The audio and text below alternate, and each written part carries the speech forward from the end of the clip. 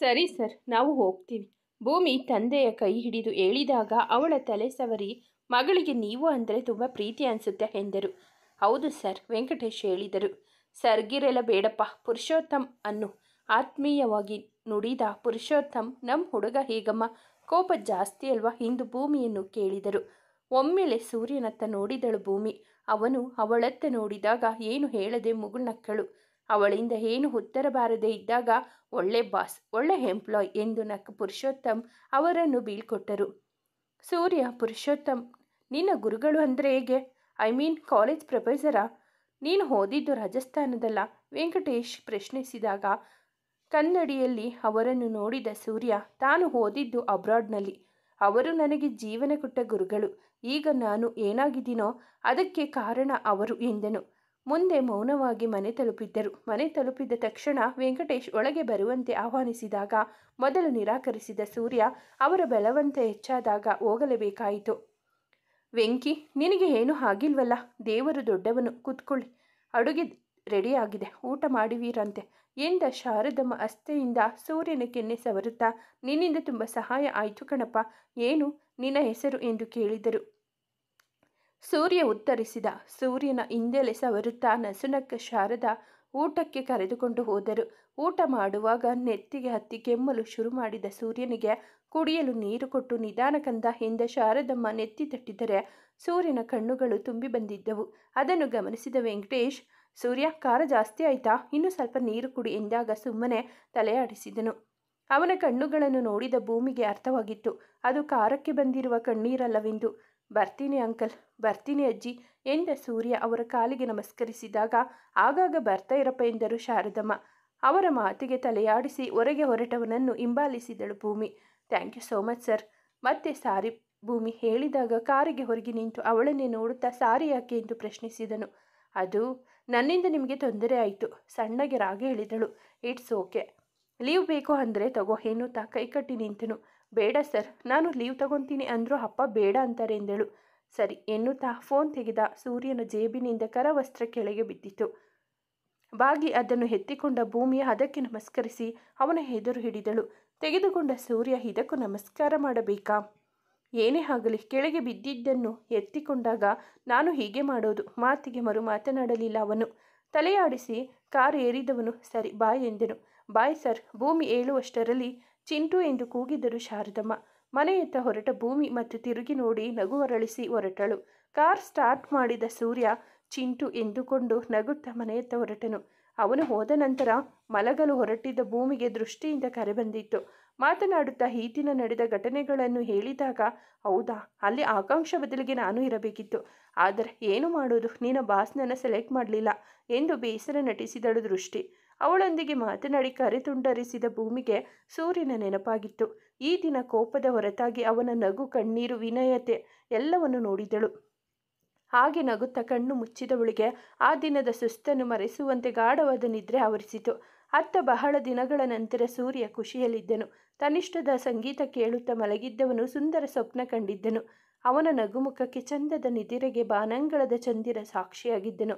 ದಿನಗಳು ಉರುಳಿದಂತೆ ಭೂಮಿ ಕೆಲಸದಲ್ಲಿ ನಿಪುಣತೆ ಹೊಂದುತ್ತಿದ್ದಳು. ಆ ದಿನ ವೆಂಕಟೇಶ್ ಅವರನ್ನು ಮನೆಗೆ ಬಿಟ್ಟು ಬಂದಿದ್ದ ಸೂರ್ಯ ಮತ್ತೊಮ್ಮೆ ಅವರನ್ನು ಮಾತನಾಡಿಸಬೇಕು ಎಂದುಕೊಂಡಿದ್ದರೂ ಆಗಿರಲಿಲ್ಲ. ಹಾಗಾಗಿ ಭೂಮಿಯಲ್ಲಿ ಅಂಕಲ್ ಹೇಗಿದ್ದಾರೆ ಎಂದು ವಿಚಾರಿಸಿದ್ದು ಬಿಟ್ಟರೆ ಅವರನ್ನು ಭೇಟಿ ಮಾಡಲು ಸಮಯ ಸಿಕ್ಕಿರಲಿಲ್ಲ. ಈ ದಿನ ಬೆಳಗ್ಗೆಯಿಂದ ಯಾವ ಕೆಲಸವೂ ಸರಿಯಾಗಿ ನಡೆಯುತ್ತಿಲ್ಲ ಎನ್ನುವುದು ಸೂರ್ಯನ ಕೋಪಕ್ಕೆ ಕಾರಣವಾಗಿತ್ತು. ಯಾವುದೋ ಫೈಲ್ ತರಲು ರವಿಗೆ ಹೇಳಿ ಅರ್ಧ ಗಂಟೆಯಾದರೂ ಅವನ ಪತ್ತೆ ಇರಲಿಲ್ಲ. ಬೇರೆ ಬೆಳಗ್ಗೆಯಿಂದ ಬಾಧಿಸುತ್ತಿತ್ತು ತಲೆನೋವು. ಈಗ ಅವನ ಕೈಗೆ ಸಿಕ್ಕರೆ ಹಾಕುವಷ್ಟು ಕೋಪ ಬಂದಿತ್ತು ಸೂರ್ಯನಿಗೆ. ಕೋಪದಲ್ಲಿ ಲ್ಯಾಪ್ಟಾಪ್ ಮುಚ್ಚಿ ಹಣೆಗೆ ಕೈ ಕೊಟ್ಟು ಕುಳಿತವನಿಗೆ ಬಾಗಿಲು ತೆರೆದ ಸದ್ದು ಕೇಳಿತು. ಕಮಿನ್. ಕಣ್ಣು ಮುಚ್ಚಿಯೇ ನುಡಿದವನು ರವಿ ಒಳಗೆ ಬಂದಿದ್ದಾನೆಂದು ಭಾವಿಸಿ ಬೈಯಲು ಕಣ್ಣು ತೆರೆದನು. ಕಣ್ಣು ತೆರೆದವನಿಗೆ ಕಂಡಿದ್ದು ಮುಗುಳ್ನಗುತ್ತಾ ನಿಂತಿದ್ದ ಭೂಮಿ. ಕೂಗಾಡಲು ಬಾಯಿ ತೆರೆದವನು ಹಾಗೆ ಸುಮ್ಮನಾದನು. ಬಾಸ್, ನೀವು ಕೇಳಿದ ಫೈಲ್ ರವಿ ಸರ್ಗೆ ಹುಷಾರಿಲ್ಲ, ಅದಕ್ಕೆ ಲೀವ್ ಹಾಕ್ತೀನಿ ಅಂತ ಅವರ ಚೇಂಬರ್ಗೆ ಹೋದರು. ಸೊ ತೆಗೆದುಕೊಂಡು ಬಂದೆ. ಅದೇ ಮುಗುಳು ನಗೆಯೊಂದಿಗೆ ಹೇಳಿದವಳ ಮಾತಿಗೆ ತಲೆಯಾಡಿಸಿ ಫೈಲ್ ಎತ್ತಿಕೊಂಡನು.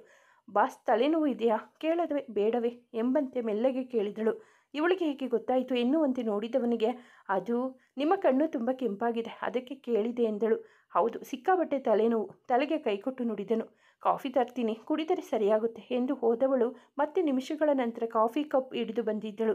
ಭೂಮಿ, ಸ್ವಲ್ಪ ಈ ಫೈಲ್ ಚೆಕ್ ಮಾಡು ಎಂದ ಸೂರ್ಯ ಅವಳಿಗೆ ಕೆಲಸ ವಹಿಸಿ ಕಾಫಿ ಕುಡಿದನು.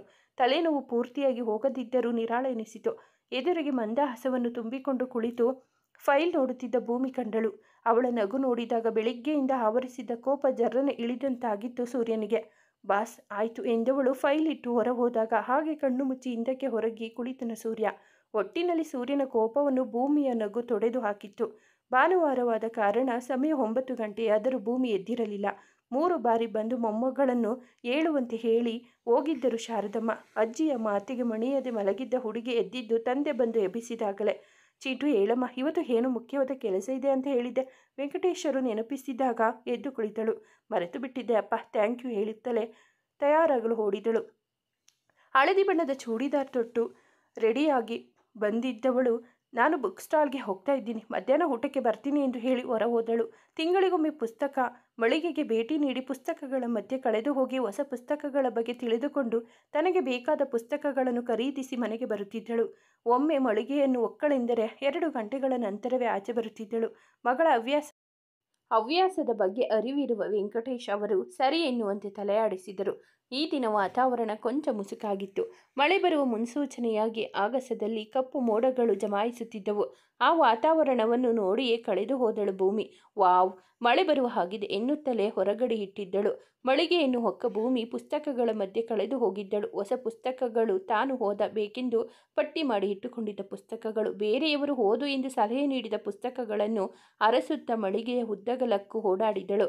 10-11 ಪುಸ್ತಕಗಳನ್ನು ಕೈಯಲ್ಲಿ ಹಿಡಿದುಕೊಂಡು ಹೋಗುತ್ತಿದ್ದ ಹುಡುಗಿ ಮತ್ತೇನೋ ನೆನಪಾಗಿ ಹಿಂದೆ ತಿರುಗಿ ನೋಡಿ ಮುಂದೆ ಹೋಗುವ ಭರದಲ್ಲಿ ಎದುರಿಗೆ ಬಂದವರಿಗೆ ಗುದ್ದಿಬಿಟ್ಟಳು.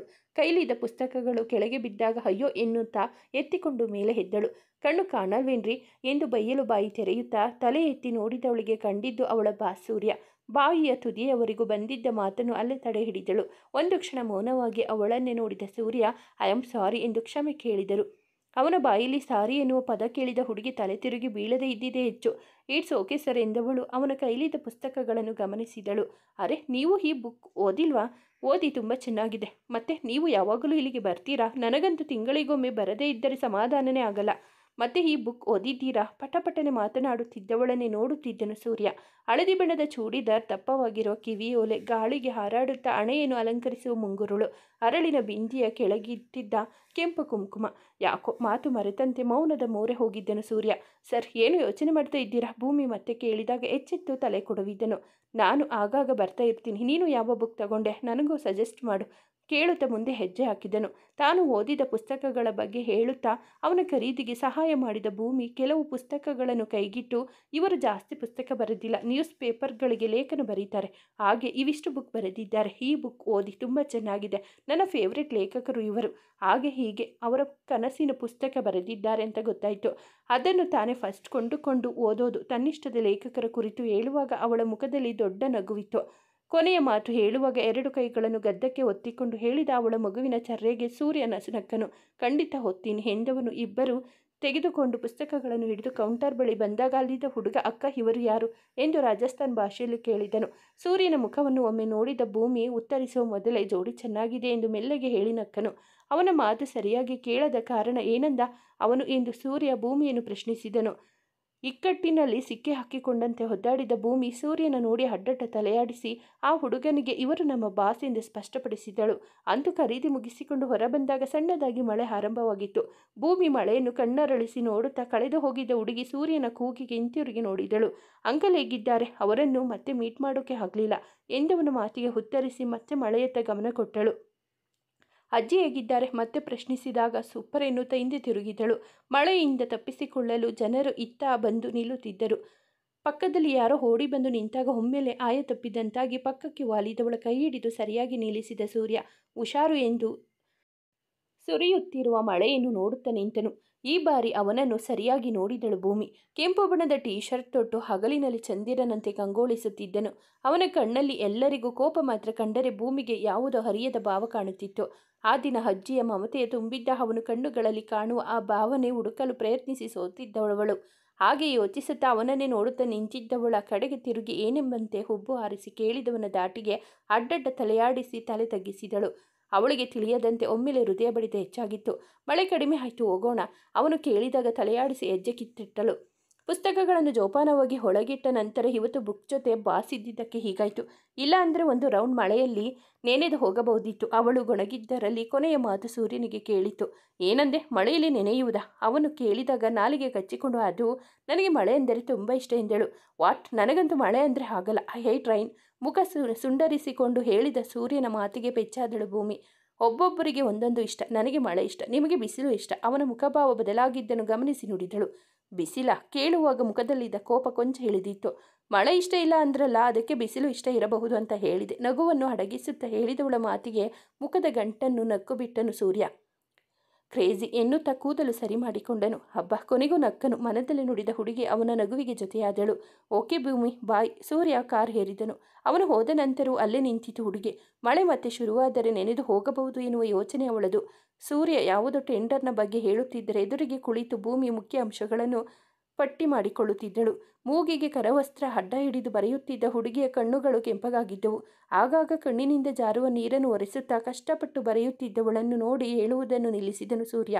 ಏನಾಯಿತು ಎಂಬಂತೆ ತಲೆ ಎತ್ತಿ ನೋಡಿದವಳ ಕಣ್ಣಲ್ಲಿ ಕಣ್ಣಿಟ್ಟು, ನೆನ್ನೆ ಮಳೆಯಲ್ಲಿ ನೆನೆದು ಹೋಗಿದ್ದೀಯಾ ಎಂದು ಕೇಳಿದನು. ಅದು ರಾಗ ಎಳೆಯುತ್ತಾ ಇಲ್ಲ ಎನ್ನುವಂತೆ ಅಡ್ಡಡ್ಡ ತಲೆಯಾಡಿಸಿತು ಹುಡುಗಿ. ಸುಳ್ಳು ಹೇಳಬೇಡ ಎಂದವನಿಗೆ ಗೊತ್ತಿತ್ತು ಅವಳು ನೆನೆದಿದ್ದು. ಅವಳಿಗೆ ತಿಳಿಸಿ ಹೊರಟವನು ಸ್ವಲ್ಪ ದೂರ ಹೋದ ನಂತರ ಫೋನ್ನಲ್ಲಿ ಮಾತನಾಡುತ್ತಾ ಕಾರ್ ನಿಲ್ಲಿಸಿದನು. ಆಗಲೇ ಮತ್ತೆ ಮಳೆ ಶುರುವಾಗಿತ್ತು. ಆ ಮಳೆಯಲ್ಲೂ ರಸ್ತೆ ಬದಿಯಲ್ಲಿ ತರಕಾರಿ ಮಾರುತ್ತಿದ್ದ ಅಜ್ಜನಿಗೆ ಛತ್ರಿ ಕೊಡಲು ಕೆಳಗಿಳಿದು ಬಂದವನಿಗೆ ದೂರದಲ್ಲಿ 2 ಕೈಯನ್ನು ಅಗಲಿಸಿ ಮಳೆಯಲ್ಲಿ ನೆನೆಯುತ್ತಿದ್ದ ಭೂಮಿ ಕಂಡಿದ್ದಳು. ಹೋ ಗಾಡ್ ಎಂದುಕೊಳ್ಳುತ್ತಲೇ ಆ ತಾತನಿಗೆ ಛತ್ರಿ ಕೊಟ್ಟು ಕಾರು ಏರಿದನು. ಮಳೆಯಿಂದ ತಕ್ಷಣ ಗರಿಬಿಚ್ಚಿದ ನವಿಲಿನಂತಾಗುವ ಹುಡುಗಿ ಅರ್ಧ ಗಂಟೆ ಮಳೆಯಲ್ಲಿ ನೆನೆದಿದ್ದಲ್ಲದೆ ಮನೆಯ ತನಕ ಆ ಮಳೆಯಲ್ಲೇ ಸ್ಕೂಟಿ ಓಡಿಸಿಕೊಂಡು ಹೋಗಿದ್ದಳು.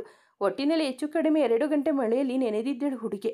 ಹಾಗೆ ಮಳೆಯಲ್ಲಿ ನೆನೆದು ಹೋದವಳಿಗೆ ಸಣ್ಣದಾಗಿ ಶೀತ ಶುರುವಾಗಿತ್ತು. ಈಗ ಅದರ ಪರಿಣಾಮವೇ ಕಣ್ಣುಗಳು ಕೆಂಪಾಗಿ ತಲೆನೋವು ಕೂಡ ಆರಂಭವಾಗಿತ್ತು. ಮಳೆ ಕಂಡರೆ ಕುಣಿಯುವ ಹುಡುಗಿ ಮಳೆಯಲ್ಲಿ ನೆನೆದು ಈ ಸ್ಥಿತಿ ತಂದುಕೊಂಡಾಗ ಮಳೆ ಎಂದರೆ ಮೂಗು ಮುರಿಯುವ ಸೂರ್ಯ ಅವಳನ್ನು ಪ್ರಶ್ನಿಸಲೇಬೇಕಾಯಿತು. ಅವನು ಸುಳ್ಳು ಹೇಳಬೇಡ ಎಂದಾಗ ಹೌದು ಎನ್ನುವಂತೆ ತಲೆಯಾಡಿಸಿದ ಭೂಮಿ ಸ್ವಲ್ಪ ತಲೆನೋವು ಅಷ್ಟೇ ಎಂದಳು. ಓಕೆ, ಲೀವ್ ಹಾಕಿ ಮನೆಗೆ ಹೋಗು. ಇವತ್ತೊಂದಿನ ಮಾತ್ರ ಎಕ್ಸ್ಕ್ಯೂಸ್ ನಿನಗೆ, ಸಮಾಧಾನದಿಂದ ನುಡಿದನು ಸೂರ್ಯ. ತಾನು ಹೆಚ್ಚಿಗೆ ಮಾತನಾಡಿದರೆ ಅವನ ಕೋಪಕ್ಕೆ ಗುರಿಯಾಗಬಹುದು ಎನ್ನುವ ಅರಿವಿದ್ದ ಭೂಮಿ ಮರು ಮಾತನಾಡದೆ ಎದ್ದು ಹೋದಳು. ಆಗವಳು ಅರ್ಧ ದಿನ ರಜೆ ಹಾಕಿ ಮನೆಗೆ ಹೊರಟಳು.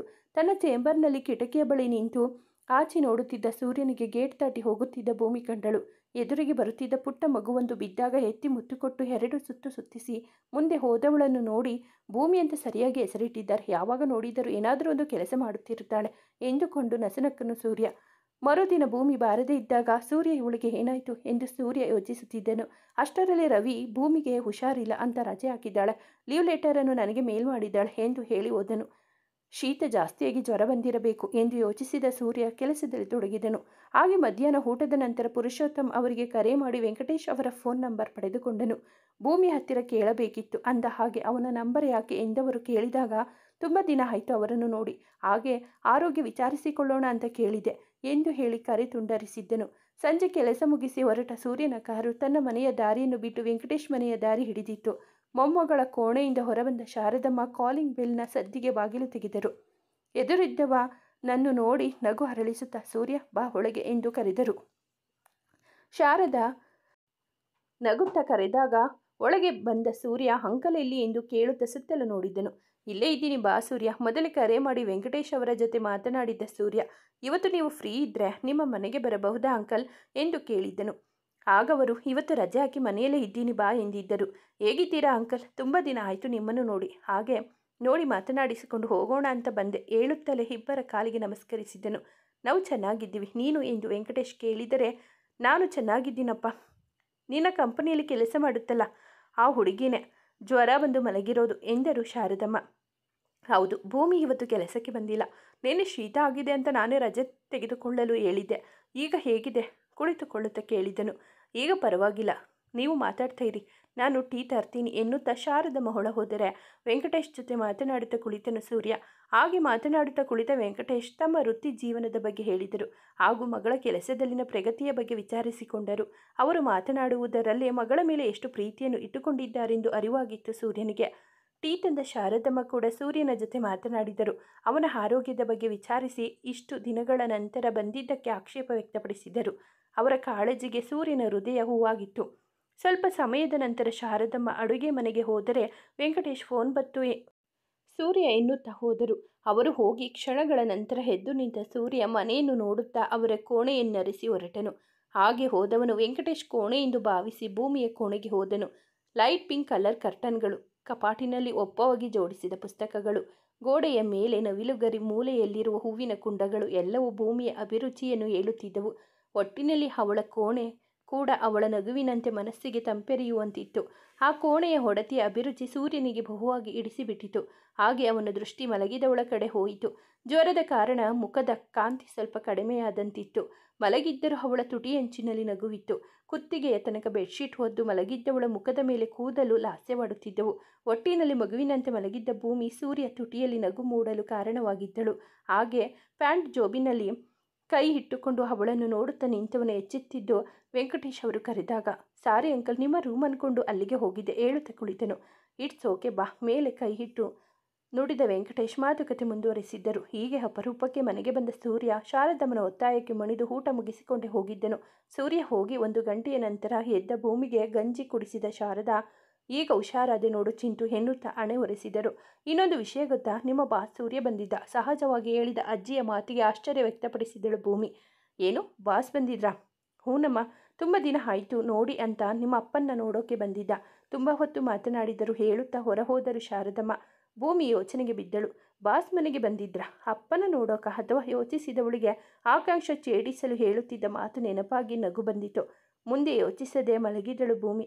3 ದಿನಗಳ ರಜೆಯ ನಂತರ ಕೆಲಸಕ್ಕೆ ಮರಳಿದ್ದಳು ಭೂಮಿ. ಬಂದ ತಕ್ಷಣ ಈಗ ಹೇಗಿದೆ, ಹುಷಾರಾಗಿದ್ದೀಯಾ ಅಲ್ವಾ ಎಂದು ಕೇಳಿದ ಸೂರ್ಯನ ರೀತಿಗೆ ಹುಡುಗಿದಂಗಾಗಿದ್ದಳು. ಆ ದಿನ ಅಷ್ಟಾಗಿ ಕೆಲಸ ಕೂಡ ವಹಿಸಿರಲಿಲ್ಲ ಅವಳು. ಮರುದಿನ ಯಾವುದೋ ಮೀಟಿಂಗ್ನ ಮೇಲೆ ಬೇರೆ ಕಂಪನಿಗೆ ಹೋಗಿದ್ದನು ಸೂರ್ಯ.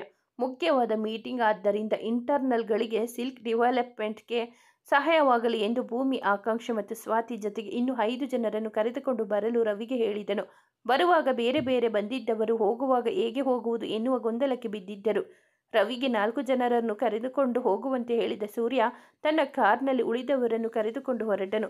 ಸಮಯ ಮಧ್ಯಾಹ್ನ 2:30 ಆಗಿತ್ತು. ಬೆಳಗ್ಗೆ ಬೇಗನೆ ಹೋಗಿದ್ದು ಎಲ್ಲರೂ ಹಸಿವಿನಿಂದ ಕಂಗಾಲಾಗಿದ್ದರು. ಮುಖ್ಯವಾಗಿ ಸೂರ್ಯ. ಹಸಿವನ್ನು ತಾಳಲಾರದೆ ಹೋಟೆಲೊಂದರ ಎದುರು ಕಾರ್ ನಿಲ್ಲಿಸಿದವನು ಇಲ್ಲೇ ಊಟ ಮಾಡಿಕೊಂಡು ಹೋಗೋಣ ಎಂದನು. ಎಲ್ಲರೂ ಹಸಿದಿದ್ದರಿಂದ ಸುಮ್ಮನೆ ತಲೆಯಾಡಿಸಿದರೆ ಸ್ವಾತಿ ಕೊಂಚ ಹಿಂಜರಿಕೆಯಿಂದ ನನಗೆ ಹಸಿವಿಲ್ಲ, ನೀವು ಹೋಗಿ ಎಂದಳು. ಅವಳ ಹಿಂಜರಿಕೆ ಅರ್ಥವಾದಂತೆ ಕಾರು ಮುಂದೆ ಚಲಾಯಿಸಿದ ಸೂರ್ಯ ಸಾಧಾರಣ ಹೋಟೆಲ್ನ ಎದುರು ನಿಲ್ಲಿಸಿ ಬನ್ನಿ ಎನ್ನುತ್ತಾ ಮುಂದಿನ ಮಾತಿಗೆ ಅವಕಾಶ ಕೊಡದೆ ಕರೆದುಕೊಂಡು ಹೋದನು. ಊಟ ಮುಗಿಸಿ ಬಂದು ಕಾರ್ನಲ್ಲಿ ಕುಳಿತ ನಂತರ, ನೋಡಿ ಸ್ವಾತಿ, ನೀವು ಹಾಕಿರುವ ಬಟ್ಟೆಯಿಂದ ಆಗಲಿ ನಿಮ್ಮ ಮನೆಯ ಸ್ಥಿತಿಯಿಂದ ಆಗಲಿ ನೀವು ಹಿಂಜರಿಯಬೇಕಾಗಿಲ್ಲ. ಒಬ್ಬ ಸ್ವತಂತ್ರ ಹೆಣ್ಣು ಮಗಳಾಗಿ ದುಡಿಯುತ್ತಿರುವುದಕ್ಕೆ ಯು ಶುಡ್ ಫೀಲ್ ಪ್ರೌಡ್. ಇದೇ ಕೊನೆಗೆ ಕಾಣಬಾರದು ಎಂದು ಹೇಳಿದನು. ಸ್ವಾತಿ ಸರಿ ಎನ್ನುವಂತೆ ತಲೆಯಾಡಿಸಿ ಮುಗುಳ್ನಕ್ಕ ನಂತರವೇ ಕಾರ್ ಸ್ಟಾರ್ಟ್ ಮಾಡಿದವನು. ಸ್ವಾತಿ ಬಡತನದಲ್ಲಿ ಬೆಳೆದ ಹುಡುಗಿ. ಸಂಬಂಧಿಕರಿಂದ ಹಣ ಸಹಾಯ ಪಡೆದು ಓದು ಮುಗಿಸಿದ್ದಳು. ಕೆಲಸ ಸಿಕ್ಕ ನಂತರ ಬರೀ ಸಾಲ ತೀರಿಸುವುದೇ ಆಗಿತ್ತು. ತನ್ನ ಅಗತ್ಯಗಳತ್ತ ಅಷ್ಟಾಗಿ ಗಮನ ಕೊಡದ ಹುಡುಗಿ ಬ್ರ್ಯಾಂಡೆಡ್ ಬಟ್ಟೆ ಧರಿಸಿಲ್ಲ ಎನ್ನುವ ಕಾರಣಕ್ಕೆ ಆ ದೊಡ್ಡ ಹೋಟೆಲ್ಗೆ ಹೋಗಲು ಹಿಂಜರಿದಿದ್ದಳು. ಅವಳ ಮನಸ್ಸು ಅರ್ಥವಾದಂತೆ ಸೂರ್ಯ ಮಾತನಾಡಿ ಅವಳಿಗೆ ಧೈರ್ಯ ತುಂಬಿದನು. ಸೂರ್ಯನ ಮಾತು ಕೇಳಿದ ಭೂಮಿಗೆ ಅವನಲ್ಲಿ ಕೋಪದ ಹೊರತಾಗಿ ಇರುವ ಗುಣಗಳು ಬಹುವಾಗಿ ಇಡಿಸಿಬಿಟ್ಟಿದ್ದವು. ಜೊತೆಗೆ ಅವನು ಮನುಷ್ಯರನ್ನು ಪ್ರೀತಿ ಮಾನವೀಯತೆಯಿಂದ ನೋಡುತ್ತಾನೆ ಹೊರತು ಅವನ ಬಾಹ್ಯ ಸೌಂದರ್ಯದಿಂದ ಅಥವಾ ಹಣದಿಂದಲ್ಲ ಎನ್ನುವುದು ಸ್ಪಷ್ಟವಾಗಿತ್ತು. ಕೋಪದಿಂದ ಮುಖ ಗಂಟು ಹಾಕುವ ಅಪರೂಪಕ್ಕೆ ನಗುವವನನ್ನು ನೋಡಿದಾಗ ಇವರು ಹೇಗೆ ಅಂತ ಅರ್ಥನೇ ಆಗಲ್ಲ ಎಂದುಕೊಳ್ಳುತ್ತಿದ್ದ ಭೂಮಿಗೆ ಸೂರ್ಯನು ಪರಿಶುದ್ಧ ವ್ಯಕ್ತಿತ್ವದ ಪರಿಚಯವಾಗಿತ್ತು. ಹಾಗೆ ಭೂಮಿಯ ಮನದಲ್ಲಿ ಸೂರ್ಯನ ಬಗ್ಗೆ ಗೌರವ ದುಪ್ಪಟ್ಟಾಗಿತ್ತು. ಬಾಸ್ ತುಂಬ ಒಳ್ಳೆಯವರು ಅಲ್ವಾ? ಆಕಾಂಕ್ಷ ಪಿಸುಗುಟ್ಟಿದ್ದಾಗ ಹೌದೆಂದು ತಲೆಯಾಡಿಸಿದಳು. ಆಫೀಸ್ ತಲುಪಿದ ನಂತರ ಯಾವುದೋ ಫೈಲ್ಗೆ ಸಹಿ ಮಾಡಿಸಲು ಸೂರ್ಯನ ಕ್ಯಾಬಿನ್ಗೆ ಹೋದಳು ಭೂಮಿ. ಅಂಕಲ್ ಅಜ್ಜಿ ಹೇಗಿದ್ದಾರೆ? ಕೆಲಸ ಮುಗಿಸಿ ಕೇಳಿದನು ಸೂರ್ಯ. ಅವನು ಮಾತಿಗೆ ಹುಬ್ಬೇರಿಸುತ್ತಾ ಚೆನ್ನಾಗಿದ್ದಾರೆ ಎಂದಳು ಭೂಮಿ. ಮುಂದಿನ ವಾರದಿಂದ ನಿನ್ನ ಎಕ್ಸಾಮ್ ಅಲ್ವಾ, ಚೆನ್ನಾಗಿ ಓದು ಎಂದವನನ್ನು ಆ ದಿನ ತನಗೆ ಜ್ವರ ಬಂದಾಗ ಮನೆಗೆ ಬಂದಿದ್ದರ ಕುರಿತು ಕೇಳಬೇಕು ಎಂದುಕೊಂಡರೂ ಉದ್ದಟತನವಾಗಬಾರದು ಎಂದುಕೊಂಡು ಸುಮ್ಮನೆ ತಲೆಯಾಡಿಸಿದಳು ಭೂಮಿ. 1 ವಾರ ಎಕ್ಸಾಮ್ ಓದಲು ರಜೆ ಸಿಕ್ಕಿತು. ನಂತರದ 1 ವಾರ ಪರೀಕ್ಷೆ ಬರೆಯುವುದರಲ್ಲಿ ಕಳೆದು ಹೋಗಿತ್ತು. ಒಟ್ಟಿನಲ್ಲಿ 2 ವಾರಗಳ ನಂತರ ಎಲ್ಲರೂ ಮರಳಿ ಆಫೀಸಿಗೆ ಬರುವವರಿದ್ದರು. ಅವರ ಫಲಿತಾಂಶ ಪ್ರಕಟವಾದ ನಂತರ ಜಾಯಿನ್ ಲೆಟರ್ ಕೊಡುವ ಮೂಲಕ ಅವರನ್ನು ಕಾಯಂ ಉದ್ಯೋಗಿಗಳನ್ನಾಗಿ ನೇಮಿಸಲಾಗುತ್ತಿತ್ತು. ಭೂಮಿಯ ಸ್ಕೂಟಿ ಕೆಟ್ಟಿದ್ದರಿಂದ ಡ್ರಾಪ್ ಮಾಡ್ತೀನಿ ಎಂದಾಗ ಸುಮ್ಮನೆ ತೊಂದರೆ ಬೇಡಪ್ಪ, ಇವತ್ತೊಂದಿನ ಬಸ್ನಲ್ಲಿ ಹೋಗ್ತೀನಿ ಎಂದ ಮಗಳನ್ನು ಮೊದಲಿನಂತೆ ಬಸ್ ನಿಲ್ದಾಣದಲ್ಲಿ ಬಿಟ್ಟು ಕೆಲಸಕ್ಕೆ ಹೋಗಿದ್ದರು ವೆಂಕಟೇಶ್. ಬಸ್ಗಾಗಿ ಕಾಯುತ್ತಾ ನಿಂತಿದ್ದ ಭೂಮಿ ಈ ದಿನ ಅದೇ ರೋಡ್ನಲ್ಲಿ ಹೊರಟಿದ್ದ ಸೂರ್ಯನ ಕಣ್ಣಿಗೆ ಬಿದ್ದಿದ್ದಳು. ಅವಳ ಎದುರು ಹೋಗಿ ಕಾರ್ ನಿಲ್ಲಿಸಿದವನು ಭೂಮಿ ಗೆಟ್ ಇನ್ ಎನ್ನುತ್ತಾ ಡೋರ್ ತೆಗೆದನು. ಆಶ್ಚರ್ಯದಲ್ಲೇ ಮುಗುಳ್ನಗುತ್ತಾ ಒಳಗೆ ಕುಳಿತ ಭೂಮಿ ಗುಡ್ ಮಾರ್ನಿಂಗ್ ಸರ್ ಎಂದಳು. Good morning. ಬಸ್ ಲೇಟಾ? ಡೈಲಿ ಅಂಕಲ್ ಸ್ಕೂಟಿಯಲ್ಲಿ ಬರ್ತಾ ಇದ್ದೆ ಅಲ್ವಾ, ಈಗ ಏನಾಯಿತು ಎಂದವನು ಪ್ರಶ್ನಿಸಿದಾಗ ಪರಿಸ್ಥಿತಿಯನ್ನು ವಿವರಿಸಿದಳು. ಎಕ್ಸಾಮ್ ಹೇಗೆ ಮಾಡಿದೆ? ರಿಸಲ್ಟ್ ಚೆನ್ನಾಗಿ ಆಗುತ್ತಾ? ಕಾರನ್ನು ತಿರುವಿನಲ್ಲಿ ತಿರುಗಿಸುತ್ತಾ ಕೇಳಿದನು. ಹಾಂ ಸರ್, ಎಲ್ಲ ಸಬ್ಜೆಕ್ಟ್ಗಳನ್ನು ಚೆನ್ನಾಗಿ ಮಾಡಿದ್ದೀನಿ. ಅನಾಸೀನ್ ಸಬ್ಜೆಕ್ಟ್ ಮಾಡಿದರೆ ಸ್ವಲ್ಪ ಸರಿಯಾಗಿಲ್ಲ, ರಸ್ತೆ ನೋಡುತ್ತಾ ನುಡಿದಳು. ಅನಾಸೀನ್ ಅಂದರೆ? ಅರ್ಥವಾಗದೆ ಕೇಳಿದನು ಸೂರ್ಯ.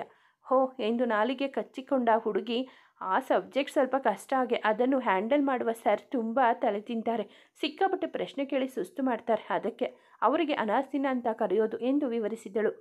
ಅವಳ ವಿವರಣೆ ಕೇಳಿ ಜೋರಾಗಿ ನಕ್ಕನು ಸೂರ್ಯ.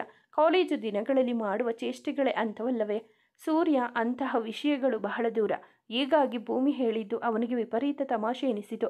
ಮೊದಲ ಬಾರಿಗೆ ಅವನು ಇಷ್ಟು ನಕ್ಕಿದ್ದು ನೋಡಿ ಭೂಮಿ ಹೀಗೆ ನಗುತ್ತಾ ಇದ್ದರೆ ಎಷ್ಟು ಚೆನ್ನಾಗಿರುತ್ತೆ ಎಂದುಕೊಂಡು ತಾನು ಅವನ ನಗುವಿಗೆ ಜೊತೆಯಾದಳು. ಸೂರ್ಯನಿಗಂತೂ ನಗು ತಡೆಯದೆ ಆಗುತ್ತಿರಲಿಲ್ಲ. ಅನಾಸಿನ್ ಎಂತಹ ಹೆಸರು ಅಂದುಕೊಳ್ಳುವುದು ನಗುವುದು ಮಾಡುತ್ತಿದ್ದನು. ಮೊದಲ ಬಾರಿಗೆ ಮುಖದ ತುಂಬ ನಗು ತುಂಬಿಕೊಂಡು ಆಫೀಸ್ನ ಒಳಗೆ ಕಾಲಿಟ್ಟ ಬಾಸ್ನ ಹೊಸದಾಗಿ ನೋಡುವಂತೆ ನೋಡಿದ್ದರೆಲ್ಲರೂ. ಅವನ ಹಿಂದೆಯೇ ಬಂದ ಭೂಮಿ ಅವನ ನಗುವಿಗೆ ಕಾರಣೀಕರ್ತಳೆಂದು ಪ್ರತ್ಯೇಕವಾಗಿ ಹೇಳಬೇಕಿರಲಿಲ್ಲ. ಆ ದಿನ ಎಲ್ಲರೂ ಒಂದಿಷ್ಟು ಕಿರಿಕಿರಿ ಅನುಭವಿಸದೆ ಕಳೆದಿದ್ದರು. ಅದರಲ್ಲೂ ಮೊದಲ ಬಾರಿ ದಿನಪೂರ್ತಿ ನಗುತ್ತಾ ಕಳೆದಿದ್ದ ಸೂರ್ಯ ಕೆಲಸ ಮುಗಿಸಿ ಹೋಗುವಾಗ ಭೂಮಿ, ಫಾರ್ ದಿ ಫಸ್ಟ್ ಟೈಮ್ ನಾನು ಇಷ್ಟು ನಕ್ಕಿದ್ದು, ಥ್ಯಾಂಕ್ ಯು ಎಂದು ಕಣ್ಣಲ್ಲಿ ಕಣ್ಣಿಟ್ಟು ಹೇಳಿ ಹೋದನು. ಅವನ ಕಣ್ಣುಗಳನ್ನು ನೋಡಿದಾಗ ಹುಡುಗಿಯ ಹೃದಯ ಬಡಿತ 100 ಪಟ್ಟು ಹೆಚ್ಚಾಗಿತ್ತು. ಬಹಳ ದಿನಗಳ ಕಾಲ ಕೆಲಸ ಮಾಡಿದ್ದ ಸರ್ಕಾರದ ಟೆಂಡರ್ ತಮ್ಮ ಕಂಪನಿಗೆ ಲಭಿಸಿದ ಕಾರಣ ಸೂರ್ಯನ ಖುಷಿಗೆ ಪಾರವೇ ಇರಲಿಲ್ಲ. ಇದವನ ಯಶಸ್ಸಿನ 2ನೇ ಹೆಜ್ಜೆಯಾಗಿತ್ತು. ಮುಂದೆ ಇಂತಹ ಎಷ್ಟೋ ಹೆಜ್ಜೆಗಳು ಬಾಕಿ ಇದ್ದರೂ ಈ ದಿನ ಈ ಗೆಲುವಿಗೆ ಸಹಕರಿಸಿದ ತನ್ನ ಜೊತೆ ಕೆಲಸ ಮಾಡಿದ ಎಂಪ್ಲಾಯಿಗಳಿಗೆ ಒಂದು ಕೃತಜ್ಞತೆ ಸಲ್ಲಿಸಲು ರಾತ್ರಿ ಹೋಟೆಲ್ ಒಂದರಲ್ಲಿ ಪಾರ್ಟಿ ಕೊಡುವ ಬಗ್ಗೆ ಯೋಚಿಸುತ್ತಿದ್ದನು. ಸತತವಾಗಿ ತಿಂಗಳ ಕಾಲ ಈ ಟೆಂಡರ್ನ ಮೇಲೆ ಕೆಲಸ ಮಾಡಿದ್ದ ಕೆಲಸಗಾರರಿಗೆ ಇಷ್ಟಾದರೂ ಮಾಡಬೇಕಲ್ಲವೇ? ಹಾಗೆ ಇಲ್ಲಿ ಇಂಟರ್ನ್ಶಿಪ್ಗಾಗಿ ತನ್ನ ಕಂಪನಿ ಸೇರಿದ್ದವರನ್ನು ಅವನು ಮರೆಯುವಂತಿರಲಿಲ್ಲ. ಅವರದು ಇದರಲ್ಲಿ ಶ್ರಮವಿದೆ. ಒಟ್ಟು ಇಂಟರ್ನ್ಶಿಪ್ಗೆ ಸೇರಿದ್ದವರಲ್ಲಿ 6ರಿಂದ 7 ಜನ ಮುಂದೆ ಓದುವ ಇಚ್ಛೆ ವ್ಯಕ್ತಪಡಿಸಿದಾಗ ಅವರಿಗೆ ಓದುವ ವ್ಯವಸ್ಥೆ ಮಾಡಲಾಗಿದೆ. ಉಳಿದ ಅರ್ಧದಷ್ಟು ಜನ ಅಲ್ಲೇ ಕೆಲಸಗಾರರಾಗಿ ಕಾರ್ಯನಿರ್ವಹಿಸುತ್ತಿದ್ದಾರೆ. ಅದರಲ್ಲಿ ಭೂಮಿ ಕೂಡ ಒಬ್ಬಳು. ಈಗ ಅವರು ಕಾಯಂ ಉದ್ಯೋಗಿಗಳಾಗಿ ತಿಂಗಳು ಕಳೆದಿದೆ. ಕ್ಯಾಬಿನಲ್ಲಿ ಕುಳಿತು ಅದರ ಬಗ್ಗೆ ಯೋಚಿಸುತ್ತಿದ್ದವನ ಫೋನ್ ರಿಂಗಣಿಸಿತು. ತೆರೆದು ನೋಡಿದರೆ ವೆಂಕಟೇಶ್ ಕರೆ. ಮುಗುಳ್ನಗೆ ಫೋನ್ ರಿಸೀವ್ ಮಾಡಿದವನು ಮಾತನಾಡುವ ಮೊದಲೇ ಕಂಗ್ರಾಟ್ಸ್ ಮೈ ಬಾಯ್, ಟೆಂಡರ್ ಸಿಕ್ತಲ್ಲ ಎಂದು ಅಭಿನಂದನೆ ತಿಳಿಸಿದರು. ಥ್ಯಾಂಕ್ ಯು ಅಂಕಲ್, ಕೃತಜ್ಞತೆ ಸಲ್ಲಿಸಿದನು. ಮತ್ತೆ ಟ್ರೀಟ್ ಇಲ್ವಾ? ನಮಗೆ ಆತ್ಮೀಯ ಭಾವದಿಂದ ಕೇಳಿದರು ವೆಂಕಟೇಶ್. ಇಷ್ಟು ದಿನಗಳಲ್ಲಿ ಅವರ ಮಧ್ಯೆ ಒಂದು ಆತ್ಮೀಯ ಭಾವ ಉದಯಿಸಿಬಿಟ್ಟಿದೆ. ಅದರಲ್ಲೂ ಶಾರದಮ್ಮನವರಿಗಂತೂ ಸೂರ್ಯ ಎಂದರೆ ಅಚ್ಚುಮೆಚ್ಚು. ಇಷ್ಟು ಸಣ್ಣ ವಯಸ್ಸಿನಲ್ಲಿ ಎಷ್ಟು ಸಾಧನೆ ಮಾಡಿದ್ದಾನೆ. ಮಕ್ಕಳು ಅವನ ರೀತಿ ಇರಬೇಕು ಎಂದು ಹೊಗಳುವುದು, ಅವನನ್ನು ಮನೆಗೆ ಬರುವಂತೆ ಕರೆಯುವುದು ಮಾಡುತ್ತಾರೆ. ಅವನು ಸಹ ಮನೆಯ ಫೋನಿಗೆ ಕರೆ ಮಾಡಿ ಅವರೊಂದಿಗೆ ಮಾತನಾಡುತ್ತಾರೆ. ನಿಜ ಹೇಳಬೇಕೆಂದರೆ ಪುರುಷೋತ್ತಮ್ ಅವರ ಕುಟುಂಬ ಹೊರತುಪಡಿಸಿ ಸೂರ್ಯ ಮತ್ತೊಬ್ಬರನ್ನು ಹಚ್ಚಿಕೊಂಡಿದ್ದಾನೆ. ಅವರೊಂದಿಗೆ ಎಲ್ಲವನ್ನು ಹಂಚಿಕೊಳ್ಳುತ್ತಾನೆ ಎಂದರೆ ಅದು ಭೂಮಿಯ ಕುಟುಂಬ ಮಾತ್ರ. ಅದರಲ್ಲೂ ಭೂಮಿಯೊಂದಿಗೆ ಕೊಂಚ ಅಂತರವಿದೆ. ಅಂತರ ಎನ್ನುವುದಕ್ಕಿಂತ ಅವರಿಬ್ಬರ ನಡುವೆ ಬಾಸ್ ಎಂಪ್ಲಾಯ್ ಎನ್ನುವ ಬಂಧವೇ ಹೆಚ್ಚಾಗಿದೆ. ಅಪರೂಪಕ್ಕೊಮ್ಮೆ ಇಬ್ಬರು ಸ್ನೇಹಿತರು ಎನ್ನುವಷ್ಟು ಮಾತನಾಡುವುದಿದೆ. ಅದರಲ್ಲೂ ವಿಶೇಷವಾಗಿ ಪುಸ್ತಕಗಳ ಕುರಿತು. ಅದನ್ನು ಬಿಟ್ಟರೆ ಅವರ ಮಾತುಕತೆಯ ಬರೀ ಕೆಲಸ, ಪ್ರಾಜೆಕ್ಟ್, ಫೈಲ್ನ ಸುತ್ತುವೇ ಸುತ್ತುತ್ತಿರುತ್ತದೆ. ಹೌದಾ, ನೀವು ಎಂಜಾಯ್ ಮಾಡ್ರಪ್ಪ. ಹೇಗೂ ಚಿಂಟು ಬರ್ತಾಳಲ್ಲ, ಪಾರ್ಟಿಯ ಬಗ್ಗೆ ಹೇಳಿ ಅವರನ್ನು ಆಹ್ವಾನಿಸಿದಾಗ ವೆಂಕಟೇಶ್ ಅವರು ನಿರಾಕರಿಸಿದರು. ಓಕೆ ಅಂಕಲ್, ಮತ್ತೆ ಕಾಲ್ ಮಾಡ್ತೀನಿ, ಬಾಯ್. ಸೂರ್ಯ ಕರೆ ತುಂಡರಿಸಿದನು. ಎಲ್ಲವನ್ನು ತಯಾರು ಮಾಡುವಂತೆ ಪರಿಚಯಸ್ಥರಿಗೆ ತಿಳಿಸಿ ಪಾರ್ಟಿಯ ಕುರಿತು ಎಲ್ಲರಿಗೂ ಹೇಳಲು ಹೊರಗೆ ಹೋದನು. ಅವರವರ ಕೆಲಸಗಳಲ್ಲಿ ಮುಳುಗಿದ್ದರವರು ಬಾಸ್ ಬಂದ ತಕ್ಷಣ ಅವನತ್ತ ಗಮನ ಕೊಟ್ಟರು. ಹಲೋ ಎವರಿವನ್, ಮಾತು ಶುರು ಮಾಡಿದ ಸೂರ್ಯ ಎಲ್ಲವನ್ನು ಹೇಳಿ ಮುಗಿಸಿದಾಗ ಹೋ ಎಂದು ಒಕ್ಕರಲಿನಿಂದ ಕೂಗಿದವರೆಲ್ಲರೂ ಅವರ ಗಲಾಟೆಗೆ ಅವರನ್ನು ಸಂಭ್ರಮಿಸಲು ಬಿಟ್ಟು ಅಲ್ಲಿಂದ ತೆರಳಿದನು ಸೂರ್ಯ.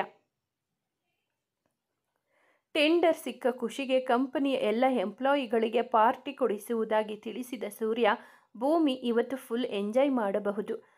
ಆಕಾಂಕ್ಷ ಖುಷಿಯಿಂದ ಹೇಳಿದಾಗ ಭೂಮಿ ಮೌನವಾಗಿ ತಲೆಯಾಡಿಸಿದಳು. ಅವಳಿಗೆ ಪಾರ್ಟಿ ಫಂಕ್ಷನ್ಗಳೆಂದರೆ ಅಷ್ಟಕ್ಕಷ್ಟೇ. ಸಂಜೆಯ ಸಮಯಕ್ಕೆ ಎಲ್ಲರೂ ಹೊರಟಾಗಿತ್ತು. ಭೂಮಿ ಇರುವ ಕೆಲಸವನ್ನು ಮುಗಿಸಿಯೇ ಹೋಗಬೇಕೆಂದು ಲ್ಯಾಪ್ಟಾಪ್ನಲ್ಲಿ ಕಣ್ಣು ನೆಟ್ಟು ಕೂತಿದ್ದಳು. ಕೊನೆಗೂ ಕೆಲಸ ಮುಗಿದಾಗ, ಶಬಾಷ್ ಭೂಮಿ, ಅಂದು ಕೆಲಸ ಮುಗಿಸಿದೆ, ಗುಡ್ ಗರ್ಲ್ ನೀನು ಎಂದು ತನಗೆ ತಾನೇ ಬೆನ್ನು ತಟ್ಟಿಕೊಂಡಳು. ಬಾಗಿಲಲ್ಲಿ ಸೂರ್ಯ ನಿಂತಿದ್ದರತ್ತ ಅವಳ ಗಮನವಿರಲಿಲ್ಲ. ಎಲ್ಲರೂ ಹೋದರೂ ಕೆಲಸ ಮಾಡುತ್ತಾ ಕುಳಿತಿದ್ದವಳನ್ನು ನೋಡಿ ಅತ್ತ ಬಂದಿದ್ದ ಸೂರ್ಯನಿಗೆ ಒಬ್ಬಳೆ ಮಾತನಾಡುತ್ತಾ ತನ್ನನ್ನು ತಾನೇ ಹೊಗಳಿಕೊಳ್ಳುತ್ತಿದ್ದ ಭೂಮಿ ನೋಡಿ ಮೀಸೆ ಎಂಚಲ್ಲಿ ನಕ್ಕವನ್ನು ಕೆಮ್ಮುವಂತೆ ನಟಿಸಿದ. ಸದ್ದಿಗೆ ತಲೆ ಎತ್ತಿ ನೋಡಿದ ಭೂಮಿ ಒಮ್ಮೆಲೆ ಎದ್ದು ನಿಂತಳು. ಅವನನ್ನು ನಿರೀಕ್ಷಿಸಿರದವಳು ಗಲಿಬಿಲಿಯಾಗಿದ್ದಂತೂ 100ಕ್ಕೆ 100ರಷ್ಟು ಸತ್ಯ. ಇನ್ನು ಕೆಲಸ ಮುಗಿದಿಲ್ವಾ, ನಾನೇನು ನೋಡಿಲ್ಲ ಎನ್ನುವಂತೆ ಕೇಳಿದನು. ಈಗ ಮುಗೀತು ಸರ್, ಧ್ವನಿ ಮೆಲ್ಲಗೆ ಬಂದಿತು. ಸರಿ ಹೊರಡು, ಕರೆಕ್ಟಾಗಿ 8 ಗಂಟೆಗೆ ಅಲ್ಲಿರಬೇಕು ನೆನಪಿಸಿಯೇ ಕಳುಹಿಸಿದ್ದನು. ತಿಳಿ ಗುಲಾಬಿ ಬಣ್ಣದ ಸ್ಲೀವ್ಲೆಸ್ ಗೌನ್ ಹಿಡಿದು ನಿಂತಿದ್ದ ಅಜ್ಜಿಯನ್ನು ನೋಡಿ ಸುಸ್ತು ನಟಿಸಿದ ಭೂಮಿ, ಶಾರು ಇದನ್ನು ಹಾಕೊಂಡು ಹೋಗಬೇಕಾ, ಬೇಡ ಪ್ಲೀಸ್ ಎನ್ನುತ್ತಾ ಮಂಚದ ಮೇಲೆ ಮಲಗಿದಳು. ನನ್ನ ಬಂಗಾರಿ ಅಲ್ವಾ, ಇದು ನಿನಗೆ ತುಂಬ ಚೆನ್ನಾಗಿ ಕಾಣುತ್ತೆ, ಹಾಕೊಂಡು ಹೋಗಮ್ಮ. ನೋಡು, ಬಾರೆ ಕೂಡ ಇಲ್ಲ. ಮೊಮ್ಮಗಳನ್ನು ಓಲೈಸುವ ಪ್ರಯತ್ನ ಶಾರುದು. ಬೇಡ ಬೇಡ, ಕಣ್ಣು ಮುಚ್ಚಿ ಕೂಗಿದಳು. ಚಿಂಟು, ಆಗಲೇ ಟೈಮ್ ಆಗಿದೆ, ಅಜ್ಜಿ ಹೇಳ್ತಾ ಇಲ್ವಾ, ಹಾಕೊಂಡು ಹೋಗು. ವೆಂಕಟೇಶ್ ಬಂದು ಹೇಳಿದಾಗ ಎದ್ದು ಕುಳಿತಳು. ಮಧ್ಯಾಹ್ನ ಏನೋ ಕಿರಿಕಿರಿಯ ಅವಳಲ್ಲಿ. ಪಾರ್ಟಿಗೆ ಹೋಗುವ ಮನಸ್ಸು ಇರಲಿಲ್ಲ, ಹಾಗಂತ ಬಿಡುವ ಹಾಗೂ ಇರಲಿಲ್ಲ. ತಂದೆ ಪರಿಪರಿಯಾಗಿ ಹೇಳಿದ ನಂತರ ಅದನ್ನೇ ತೊಟ್ಟು ರೆಡಿಯಾದಳು. ಡ್ರೆಸ್ಗೆ ತಕ್ಕಂತೆ ಗುಲಾಬಿ ಬಣ್ಣದ ಸರ ಹಾಗೂ ಅದೇ ಬಣ್ಣದ ಓಲೆಯನ್ನು ತೆಗೆದಿಟ್ಟಿದ್ದ ಶಾರದಾ ತಾವೇ ಮೊಮ್ಮಗಳಿಗೆ ಹಾಕಿದರು. ಹುಬ್ಬುಗಳ ಮಧ್ಯೆ ಹರಳಿನ ಬಿಂದಿ ಇಟ್ಟು ಮುಖಕ್ಕೆ ಕೊಂಚ ಕ್ರೀಮ್ ಲೇಪಿಸಿಕೊಂಡು ಒಂದು ಕೈಯಲ್ಲಿ ಗುಲಾಬಿ ಬಣ್ಣದ ಬ್ರೇಸ್ಲೆಟ್ ಹಾಕಿ ಎಡಗೈಯಲ್ಲಿ ವಾಚ್ ಕಟ್ಟಿಕೊಂಡಳು ಭೂಮಿ. ತಯಾರಾಗಿ ತಮ್ಮ ಎದುರು ನಿಂತ ಮೊಮ್ಮಗಳಿಗೆ ದೃಷ್ಟಿ ತೆಗೆದು, ನನ್ನ ಬಂಗಾರ ಎನ್ನುತ್ತಾ ನೆಟಿಗೆ ಮುರಿದರು ಶಾರದಮ್ಮ. ನಿನ್ನ ಬಲವಂತಕ್ಕೆ ರೆಡಿಯಾಗಿದ್ದು, ಅಜ್ಜಿಯ ಕೆನ್ನೆ ಹಿಂಡಿ ಹೇಳಿದ ಭೂಮಿ. ಆಕಾಂಕ್ಷಳ ಫೋನ್ ಬಂದಾಗ ಹೊರ ಹೋದಳು. ಮಯೂರ ಹೋಟೆಲ್ನಲ್ಲಿ ಪಾರ್ಟಿಯನ್ನು ಹಮ್ಮಿಕೊಳ್ಳಲಾಗಿತ್ತು. ತನಗೆ ಬೆಂಬಲವಾಗಿ ನಿಂತ ಉದ್ಯೋಗಿಗಳಿಗೆ ಕೃತಜ್ಞತೆ ಸಲ್ಲಿಸುವ ಕಾರ್ಯಕ್ರಮದೊಂದಿಗೆ ಸಂಗೀತ, ಸಂಜೆ ಹಾಗೂ ಊಟದ ವ್ಯವಸ್ಥೆ ಇರುವ ಸರಳ ಸುಂದರ ಪಾರ್ಟಿ ಅದು. ಪುರುಷೋತ್ತಮ್ ಅವರು ಸೂರ್ಯನ ಗೆಲುವನ್ನು ಸಂಭ್ರಮಿಸಿ ಅಭಿನಂದನೆ ಸಲ್ಲಿಸಿದರು. ಅಣ್ಣ, ಹೀರೋ ಥರ ಕಾಣ್ತಾ ಇದೆಯಾ. ಬಿಳಿ ಬಣ್ಣದ ಶರ್ಟ್ಗೆ ಕಪ್ಪು ಬಣ್ಣದ ಪ್ಯಾಂಟ್ ಮತ್ತು ಬ್ಲೂ ಬ್ಲೇಸರ್ ತೊಟ್ಟಿದ್ದ ಸೂರ್ಯನನ್ನು ಒಟ್ಟಿಗೆ ಹೊಗಳಿದಳು ವಿವೇಕ್, ಹಾಸಿನಿ. ಅವರ ಮಾತಿಗೆ ಚಂದದ ಮುಗುಳುನಗೆಯ ಉತ್ತರ ನೀಡಿದ ಸೂರ್ಯ ಪಕ್ಕಕ್ಕೆ ಬಂದಾಗ ಒಬ್ಬಳೆ ನಿಂತಿದ್ದ ಭೂಮಿ ಕಂಡಳು. ಏನಾಯ್ತು, ಒಬ್ಬಳೆ ಯಾಕೆ ನಿಂತಿದ್ದೀಯಾ, ಹತ್ತಿರ ಬರುತ್ತಾ ಕೇಳಿದನು. ಏನಿಲ್ಲ, ಹಾಗೆ ಸುಮ್ಮನೆ ಎಂದವಳನ್ನೇ ಕ್ಷಣಕಾಲ ನೋಡಿದನು. ಅವಳ ಕಿವಿಯೋಲೆ ಅಲ್ಲಿನ ಕೃತಕ ಬೆಳಕಿಗೆ ಪೈಪೋಟಿ ನೀಡುವಂತೆ ಹೊಳೆಯುತ್ತಿದ್ದವು. ಓಕೆ ಬಾ, ಆ ಕಡೆ ಹೇಳುತ್ತಾ ಹೋದವನನ್ನು ಹಿಂಬಾಲಿಸಿದಳು. ಸ್ಟೇಜ್ ಮೇಲೆ ಹೋದ ಸೂರ್ಯ ಪುರುಷೋತ್ತಮ್ ಅವರಿಗೆ, ತನಗೆ ಬೆಂಬಲವಾಗಿ ನಿಂತವರಿಗೆ, ಕಂಪನಿಯ ಪ್ರತಿಯೊಬ್ಬ ಉದ್ಯೋಗಿಗೂ ಧನ್ಯವಾದ ತಿಳಿಸಿದನು. ನಂತರ ಊಟ ಮಾಡಲು ತೆರಳುವಾಗ ಹಾಸಿನಿಯ ಕಣ್ಣಿಗೆ ಬಿದ್ದಿದ್ದಳು ಭೂಮಿ. ಅವಳನ್ನು ನೋಡಿದ್ದೆ ತಡ. ಓಡಿ ಹೋಗಿ ಸೂರ್ಯನನ್ನು ಎಳೆದುಕೊಂಡು ಬಂದು ಕೇಳಿದಳು, ಅಣ್ಣ, ಅವರು ಯಾರು? ಅವಳು ಕೈ ತೋರಿಸಿದತ್ತ ನೋಡಿದ ಸೂರ್ಯನಿಗೆ ಭೂಮಿ ಕಂಡಿದ್ದಳು. ಭೂಮಿ ಇಂಟರ್ನ್ಶಿಪ್ನಲ್ಲಿ ಸೆಲೆಕ್ಟ್ ಆಗಿದ್ದು ಎಂದನು. ಇವರೇನಾ ವೆಂಕಟೇಶ್ ಅಂಕಲ್ ಮಗಳು? ತಂದೆಯ ಸ್ನೇಹಿತರ ಮಗಳು, ಅವನ ಕಂಪನಿಯಲ್ಲಿ ಕೆಲಸ ಮಾಡುತ್ತಿರುವುದು ಎಂದು ತಿಳಿದಿದ್ದರಿಂದ ಊಹಿಸಿ ಕೇಳಿದಳು. ಸೂರ್ಯ ಹೌದೆಂದು ತಲೆಯಾಡಿಸಿದಾಗ, ಓ ಮೈ ಗಾಡ್ ಎಂದು ಕೂಗಿದಳು. ಏನಾಯ್ತಮ್ಮ? ಸೂರ್ಯ ಗೊಂದಲದಲ್ಲಿ ಕೇಳಿದಾಗ, ಅವತ್ತು ಮಾಲ್ನಲ್ಲಿ ನೋಡಿದ ಕ್ಯೂಟ್ ಗರ್ಲ್, ನಿನಗೆ ಬೆಸ್ಟ್ ಜೋಡಿ ಅಂದಿದ್ದೆ ಅಲ್ವಾ, ಇವರೇ ಅವರು, ಹಾಸಿನಿ. ಖುಷಿಯಿಂದ ಹೇಳಿದಾಗ ಸೂರ್ಯ ಆಣೆ ಹಿಡಿಕೊಂಡನು. ಇಲ್ಲಿಗೆ ಮುಗಿಯಿತು ಎನ್ನುವಂತೆ ಅವನ ಕೈ ಹಿಡಿದು ಎಳೆದುಕೊಂಡೇ ಹೋದ ಹಾಸಿನಿ ಭೂಮಿಯ ಎದುರು ನಿಂತಳು. ಹಾಯ್, ನಾನು ನೆನಪಿದ್ದೀನಾ? ಅವಳು ಕೇಳಿದಾಗ ಭೂಮಿ ನೆನಪಿಸಿಕೊಂಡು ಹಾಸಿನಿ ಎಂದಳು. ಅವಳು ಗುರುತಿಸಿದ ಮೇಲೆ ಸಾಕೆನ್ನುವಷ್ಟು ಮಾತನಾಡಿದ ಹಾಸಿನಿ ಇಬ್ಬರ ತಂದೆಯಂದಿರ ಸ್ನೇಹದ ಬಗ್ಗೆ ಹೇಳಿ ಸೂರ್ಯನ ತಂಗಿ ತನ್ನ ಪ್ರೀತಿಯನ್ನು ವ್ಯಕ್ತಪಡಿಸಿ ಭೂಮಿ ಸೂರ್ಯ ಇಬ್ಬರು ಮುಖ ಮುಖ ನೋಡಿಕೊಳ್ಳುವಂತೆ ಮಾಡಿದಳು. ಇನ್ನೂ ಮಾತನಾಡುತ್ತಿದ್ದಳೇನೋ. ಮಮತಾ ಕೂಗಿದಾಗ ಅಲ್ಲಿಂದ ಹೋದಳು. ಮುಗುಳು ನಗೆ ಬೀರುತ್ತಾ ಭೂಮಿ ಕೂಡ ಅಲ್ಲಿಂದ ಹೋದಾಗ ಅತ್ತ ಇತ್ತ ನೋಡಿ ಪುರುಷೋತ್ತಮ್ ಅವರ ಬಳಿ ಹೋದನು ಸೂರ್ಯ. ಮಮತಾ ಕೂಡ ಭೂಮಿಯನ್ನು ಪರಿಚಯ ಮಾಡಿಕೊಂಡು ಮಾತನಾಡಿದರು. ಮನದಲ್ಲಿ ಎಷ್ಟು ಮುದ್ದಾಗಿದ್ದಾಳೆ ಹುಡುಗಿ, ಎಂದುಕೊಂಡು ಬೇರೆ ಏನೋ ಯೋಚಿಸಿದರು ಕೂಡ. ಸೂರ್ಯ, ಟೈಮ್ ಆಯ್ತಪ್ಪ, ನಾವು ಹೋಗ್ತೀವಿ. ಮಮತಾ ಹೇಳಿದಾಗ ಸರಿಮಾ ಎಂದು ಅವರನ್ನು ಕಳುಹಿಸಿ ಬಂದನು ಸೂರ್ಯ. ನಂತರ ಒಬ್ಬೊಬ್ಬರಾಗೆ ಹೊರಡಲು ಅನುವಾದರು. ಸಣ್ಣಗೆ ತಲೆನೋವು ಶುರುವಾಗಿದ್ದರಿಂದ ತಲೆ ಹಿಡಿದು ಕುಳಿತಿದ್ದಳು ಭೂಮಿ. ಆಕಾಂಕ್ಷ ತನಗೆ ಲೇಟಾಗುತ್ತೆಂದು ಹೋದ ನಂತರ ಮತ್ತೊಮ್ಮೆ ತಂದೆಗೆ ಕರೆ ಮಾಡಿ ಹೇಳಿದ್ದಾರೆಂದು ಖಚಿತಪಡಿಸಿಕೊಂಡಳು. ಎಲ್ಲರನ್ನು ಬೀಳ್ಕೊಟ್ಟ ಬಂದ ಸೂರ್ಯ ಭೂಮಿಯನ್ನು ನೋಡಿ, ಭೂಮಿ ಏನಾಯಿತು, ಮನೆಗೆ ಹೇಗೆ ಹೋಗ್ತೀಯಾ? ಆಕಾಂಕ್ಷ ಕೂಡ ಇಲ್ಲದನ್ನು ನೋಡಿ ಕೇಳಿದನು. ಅಪ್ಪ ಬರ್ತಾರೆ ಎಂದವಳು ಮತ್ತೆ ತಲೆ ಹಿಡಿದುಕೊಂಡು ಕುಳಿತಳು. ತಲೆನೋವ ಕೇಳುತ್ತಾ ಎದುರಿಗೆ ಕುಳಿತನು. ತುಂಬ ಜೊತೆಗೆ ಯಾಕೋ ಒಂಥರ ಸಂಕಟ ಆಗ್ತಿದೆ. ಮುಖ ಸಣ್ಣದು ಮಾಡಿದಳು. ಈ ವಾತಾವರಣ ನಿನಗೆ ಸರಿ ಆಗ್ತಿಲ್ಲ ಅನ್ಸುತ್ತೆ. ನನ್ನ ಜೊತೆ ಬಾ, ಅಂಕಲ್ಗೆ ಕಾಲ್ ಮಾಡಿ ನಮ್ಮನೆಗೆ ಬರೋಕೆ ಹೇಳ್ತೀನಿ. ಎಲ್ಲರೂ ಹೋಗಿದ್ದರಿಂದ ಬೇರೆ ದಾರಿ ಇಲ್ಲದೆ ತನ್ನ ಜೊತೆ ಬರುವಂತೆ ಕರೆದನು. ಇಲ್ಲ ಪರವಾಗಿಲ್ಲ ಎಂದಳಾದರೂ ಮತ್ತೊಮ್ಮೆ ಕರೆದು ತನ್ನೆದುರು ತಂದೆಗೆ ಕರೆ ಮಾಡಿದಾಗ ಒಪ್ಪಿದಳು. ಮುಂದೆ ಹೋದವನನ್ನು ಹಿಂಬಾಲಿಸುತ್ತಿದ್ದವಳು ಒಮ್ಮೆಲೆ ಕಾಲು ಎಡವಿದಂತಾಗಿ ಟೇಬಲ್ ಅಂಚಿಗೆ ಕೈ ತಾಗಿದಾಗ ನೋವಿಗೆ ಅಪ್ಪ ಎಂದು ಕೂಗಿದಳು. ಹಿಂತಿರುಗಿ ನೋಡಿದ ಸೂರ್ಯ ತಕ್ಷಣ ಅವಳ ಕೈ ಹಿಡಿದುಕೊಂಡು ಕಣ್ಣು ಕಾಣಲ್ವಾ ಈಡಿಯಟ್ ಎನ್ನುತ್ತಾ ಕರೆದುಕೊಂಡು ಹೋದನು. ಕಾರ್ನಲ್ಲಿ ಕುಳಿತು ರಕ್ತ ಸುರಿಯುತ್ತಿದ್ದ ಕೈಗೆ ಬ್ಯಾಂಡೇಜ್ ಮಾಡಿ ಕಾರ್ ಸ್ಟಾರ್ಟ್ ಮಾಡಿದನು. ಎಲ್ಲರೂ ನೋವಾದರೆ ಅಮ್ಮ ಅಂತ ಕೂಗ್ತಾರೆ, ನೀನೇನು ಅಪ್ಪ ಅಂತ ಕೂಗ್ತೀಯಾ? ಸಣ್ಣಗೆ ನಗುತ್ತಾ ಕೇಳಿದನು. ಗಿಜಿಗಿಜಿ ಎನ್ನುವ ವಾತಾವರಣದಿಂದ ಹೊರಬಂದು ತಂಪು ಗಾಳಿ ಸೋಕಿದಾಗ ಕೊಂಚ ಸುಧಾರಿಸಿಕೊಂಡಿದ್ದ ಭೂಮಿ ಕೈಗಾದ ಗಾಯವನ್ನು ನೋಡುತ್ತಾ, ನನಗೆ ಅಮ್ಮನ ನೋಡಿದ್ದೆ ನೆನಪೇ ಇಲ್ಲ. ನಾನು ಹುಟ್ಟಿದ 1 ವರ್ಷದಲ್ಲೇ ಅಮ್ಮನನ್ನು ಬಿಟ್ಟು ಹೋದರು. ನನ್ನ ನೋವು ನಲಿವು ಎಲ್ಲದರಲ್ಲೂ ಅಪ್ಪ ಅಜ್ಜಿ ಅಷ್ಟೇ ಇರೋದು. ಅಪ್ಪ ಅಂದರೆ ತುಂಬ ಪ್ರೀತಿ ನನಗೆ. ನನ್ನ ಜೀವನದಲ್ಲಿ ಏನೇ ಆಗಲಿ ಅದರಲ್ಲಿ ಅವರಿರಬೇಕು. ಅವರೇ ನನ್ನ ಪ್ರಪಂಚ, ಸ್ಫೂರ್ತಿ, ಎಲ್ಲವೂ ಅವರೇ. ಭಾವುಕಳಾಗಿ ನುಡಿದು ಕಣ್ತುಂಬಿಕೊಂಡಳು. ನೀನು ತುಂಬ ಲಕ್ಕಿ ಎಂದವನ ಮಾತು ಕೇಳಿಸಿಕೊಂಡ ಭೂಮಿಗೆ ನನಗೆ ಹೇಳಿದ್ದು ಕೇಳಲೇ ಇಲ್ಲ. ಇಳಿ, ಮನೆ ಎದುರು ಕಾರ್ ನಿಲ್ಲಿಸಿ ಹೇಳಿದನು. ಮನೆ ಇನ್ನು ನೋಡುತ್ತಾ ಕೆಳಗಿಳಿದಳು ಭೂಮಿ. ಮನೆಯ ಎದುರು ಹಚ್ಚ ಹಸಿರಿನ ಹೂಗಿಡಗಳು ನಳನಳಿಸುತ್ತಿದ್ದವು. ಶ್ರೀಮಂತಿಕೆ ಆಡಂಬರವಿಲ್ಲದ ಸರಳ ಮನೆ. ಭೂಮಿಗೆ ಇಷ್ಟವಾಯಿತು. ಎಷ್ಟು ಬಾರಿ ಸೂರ್ಯನ ಜೀವನ ಶೈಲಿಯ ಬಗ್ಗೆ, ಕುಟುಂಬದ ಬಗ್ಗೆ ಆಕಾಂಕ್ಷ ಊಹೆ ಮಾಡಿಕೊಂಡು ಮಾತನಾಡುವಾಗ ಹಾಗೆಲ್ಲ ಇಲ್ಲ ಅನಿಸುತ್ತೆ ಎನ್ನುತ್ತಿದ್ದಳು. ಇನ್ನು ಅವನ ಕುಟುಂಬದ ಬಗ್ಗೆ ತಿಳಿಯುವ ಕುತೂಹಲವಿದ್ದರೂ ತಾನು ಕೇಳುವುದು ಸರಿಯಲ್ಲ ಎಂದುಕೊಂಡು ಸುಮ್ಮನಾಗುತ್ತಿದ್ದಳು ಭೂಮಿ. ಕೂತ್ಕೋ, ಜ್ಯೂಸ್ ತರ್ತೀನಿ, ಕುಡಿದರೆ ಯು ಫೀಲ್ ಬೆಟರ್ ಎಂದು ಹೇಳಿ ಬ್ಲೇಸರ್ ತೆಗೆದಿಟ್ಟ ಅಡುಗೆ ಮನೆಗೆ ಹೋದನು ಸೂರ್ಯ. ಕೂರುವ ಮನಸ್ಸಿಲ್ಲದೆ ಮನೆಯನ್ನು ನೋಡುತ್ತಾ ಹೋದಳು ಭೂಮಿ. ಹಾಲ್ನಲ್ಲಿ ಹಾಕಿದ್ದ ಫೋಟೋ ಅವನ ತಾಯಿಯೇ ಎಂದು ಪ್ರತ್ಯೇಕವಾಗಿ ಹೇಳಬೇಕಿರಲಿಲ್ಲ. ಬಾಸ್ ಸೇಮ್ ಅವರ ತಾಯಿ ತರಾನೇ ಇದ್ದಾರೆ ಎಂದುಕೊಳ್ಳುತ್ತಾ ಫೋಟೋ ನೋಡಿದ ಭೂಮಿಗೆ ಪಕ್ಕದಲ್ಲಿ ದೀಪ ಹಾರಿದು ಕಂಡಿತು. ಜ್ಯೂಸ್ ಹಿಡಿದು ಬಂದ ಸೂರ್ಯನಿಗೆ ತಾಯಿಯ ಫೋಟೋ ಎದುರು ದೀಪ ಬೆಳಗುತ್ತಿರುವ ಭೂಮಿ ಕಂಡಳು. ಮೌನವಾಗಿ ನಿಂತು ಅವಳನ್ನು ನೋಡಿದವನ ಕಣ್ಣಲ್ಲಿ ನೀರು ಜಮೆಯಾಗಿದ್ದವು. ದೀಪ ಬೆಳಗಿಸಿ ತಿರುಗಿಸಿದ ಭೂಮಿ ಅದು ದೀಪ ಎಂದು ವಿವರಿಸಲು ಮುಂದಾದಾಗ ಪರವಾಗಿಲ್ಲ ಎಂಬಂತೆ ತಲೆಯಾಡಿಸಿ ಜ್ಯೂಸ್ ಕೊಟ್ಟನು. ಅಮ್ಮನ ಹೆಸರು ಅನ್ನಪೂರ್ಣ. ಜ್ಯೂಸ್ ಕುಡಿಯುತ್ತಾ ಫೋಟೋ ನೋಡುತ್ತಿದ್ದ ಭೂಮಿಯ ಪಕ್ಕದಲ್ಲಿ ನಿಂತು ಹೇಳಿದನು ಸೂರ್ಯ. ತಿರುಗಿ ಅವನನ್ನು ನೋಡಿದ ಭೂಮಿ ಅವನ ಕಣ್ಣೀರು ನೋಡಿ ಗಾಬರಿಯಾದರೂ ಇವತ್ತು ಇಷ್ಟು ಸಮಾಧಾನವಾಗಿ ಶಾಂತವಾಗಿ ಇರುವ ಸೂರ್ಯನನ್ನು ನೋಡಿ ಏನನ್ನು ಹೇಳದೆ ಸುಮ್ಮನಾದಳು. ಅಮ್ಮ ಯಾವಾಗಲೂ ನಗ್ತಾ ಇರಬೇಕು ಅಂತ ಹೇಳೋರು. ಹೇಗೆ ಅಂದರೆ ನಿನ್ನ ಹಾಗೆ. ಆದರೆ ನಾನು ನಗೋದೇ ಇಲ್ಲ. ಯಾಕೆ ಗೊತ್ತಾ? ಸೂರ್ಯ ಮೊದಲ ಬಾರಿಗೆ ಮನಬಿಚ್ಚಿ ಮಾತನಾಡುತ್ತಿದ್ದನು. ಭೂಮಿ ಮೌನವಾಗಿ ಅವನ ಮಾತು ಕೇಳುತ್ತಿರುವಾಗಲೇ ಕಾಲಿಂಗ್ ಬೆಲ್ನ ಸದ್ದಾಗಿತ್ತು. ಕಾಲಿಂಗ್ ಬೆಲ್ ಸದ್ದು ಕೇಳಿ ಕಣ್ಣು ಒರೆಸುತ್ತಾ ಹೋಗಿ ಬಾಗಿಲು ತೆರೆದನು ಸೂರ್ಯ. ಎದುರಿಗೆ ನಿಂತಿದ್ದರು ವೆಂಕಟೇಶ್. ಬನ್ನಿ ಅಂಕಲ್, ಎಷ್ಟು ಸಾರಿ ಕರೆದರೂ ನಮ್ಮನೆಗೆ ಬಂದಿರಲಿಲ್ಲ. ಇವತ್ತು ಟೈಮ್ ಬಂತು, ಬನ್ನಿ ಆತ್ಮೀಯತೆಯಿಂದ ಒಳಕರೆದನು ಸೂರ್ಯ. ಎಲ್ಲದಕ್ಕೂ ಕಾಲ ಕೂಡಿ ಬರಬೇಕಲ್ಲ, ಒಳಗಡೆ ಇಡುತ್ತಾ ನುಡಿದರೆ ವೆಂಕಟೇಶ್. ತಂದೆಯನ್ನು ನೋಡಿ ನಗು ಹೊರಳಿಸಿದ ಭೂಮಿ ಅವರ ಪಕ್ಕ ಹೋಗಿ ನಿಂತಳು. ಬ್ಯಾಂಡೇಜ್ ಸುತ್ತಿದ್ದ ಮಗಳ ಕೈಯನ್ನು ನೋಡಿ ಗಾಬರಿಯಿಂದ, ಚಿಂಟು ಏನು ಮಾಡಿಕೊಂಡೆ? ತಲೆನೋವು ಅಂತಿದ್ದಂತೆ, ಈಗ ಕೈಗೆ ಏನಾಯಿತು ಕೇಳಿದರು ವೆಂಕಟೇಶ್. ಅಂಕಲ್ ಗಾಬರಿಯಾಗಬೇಡಿ, ಟೇಬಲ್ ತುದಿ ತಾಗಿ ರಕ್ತ ಬರ್ತಾ ಇತ್ತು, ಅದಕ್ಕೆ ಬ್ಯಾಂಡೇಜ್ ಮಾಡಿದ್ದು. ನೀವು ಕೂತ್ಕೊಳ್ಳಿ ಹೇಳುತ್ತಾ ಅಡುಗೆ ಮನೆಗೆ ಹೋದ ಸೂರ್ಯ ಅವರಿಗೆ ಜ್ಯೂಸ್ ಹಿಡಿದು ಬಂದನು. ಚಿಂಟು ಹುಷಾರಾಗಿ ಇರಬೇಕಲ್ವಾ? ನೋವು ತುಂಬ ಇದೆಯಾ? ತಲೆನೋವು ಕಡಿಮೆ ಆಯಿತಾ? ನಿನ್ನ ಜೊತೆ ನಾನು ಬಂದಿದ್ರೆ ಹೀಗೆಲ್ಲ ಆಗ್ತಾ ಇರಲಿಲ್ಲ. ನೋಡುತ್ತಿದ್ದ ವೆಂಕಟೇಶ್ ಅವರನ್ನು ನೋಡಿ ಸೂರ್ಯನ ಕಣ್ಣು ತುಂಬಿದ್ದವು. ಒಂದು ಕ್ಷಣ ತಂದೆಯ ಪ್ರೀತಿ ಪಡೆದ ಭೂಮಿಯನ್ನು ಕಂಡು ಅವನ ಮನ ಒದ್ದಾಡಿ ಹೋಯಿತು. ತಂದೆ ಪ್ರೀತಿ ಪಡೆಯೋಕೆ ಎಷ್ಟು ಅದೃಷ್ಟ ಮಾಡಿದ್ದಾಳೆ ಇವಳು ಯೋಚಿಸಿದನು. ಹಾಗೆ ತನ್ನ ಜೀವನ ಕಣ್ಮುಂದೆ ಬಂದಾಗ ಕೈ ಮುಷ್ಟಿ ಬಿಗಿಯಾಯಿತು. ಕೋಪವನ್ನು ನಿಯಂತ್ರಿಸಿಕೊಳ್ಳಲು ತಾಯಿಯ ಭಾವಚಿತ್ರ ನೋಡಿದನು. ಏನು ನೋವಿಲ್ಲ ಅಪ್ಪ, ಐ ಆಮ್ ಫೈನ್. ಭೂಮಿ ಹೇಳಿದಾಗ ಏನು ಫೈನ್, ಕೈ ನೋವಿಲ್ವಾ ಎಂದು ಒಮ್ಮೆಲೆ ಹೇಳಿದರು ಸೂರ್ಯ ಮತ್ತು ವೆಂಕಟೇಶ್. ತಕ್ಷಣ ಸೂರ್ಯನ ಮುಖ ನೋಡಿದಳು ಹುಡುಗಿ. ಇವರು ಅಪ್ಪನ ಥರಾನೇ ಯೋಚನೆ ಮಾಡ್ತಾರಲ್ಲ, ಮನದಲ್ಲಿ ಮುಗುಳ್ನಕ್ಕಳು. ಅಂಕಲ್, ಅದು ಅತ್ತಿಂದಿತ್ತ ನೋಡುತ್ತಾ ರಾಗ ಹೇಳಿದ.